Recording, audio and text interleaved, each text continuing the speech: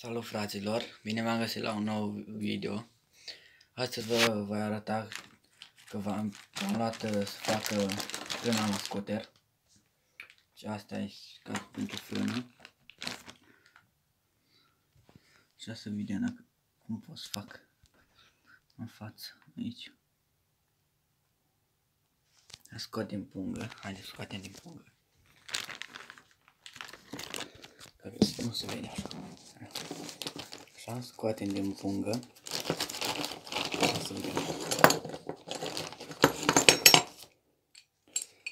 Asta e frâna. E tot cam ca cealaltă. Sper să meargă. Deci cam asta e așa. Deci așa vine prin seara. Să arăt, așa vine prin seara. Așa e.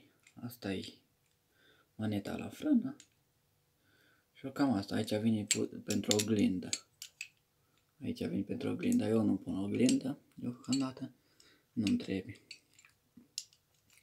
Aici vine cablu. Ce vedeți, vine prinderea la cablu. Acum nu știu cum să-l țin. Să vă arăt vouă.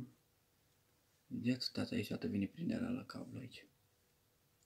Aici. Acolo așa, în gaura asta.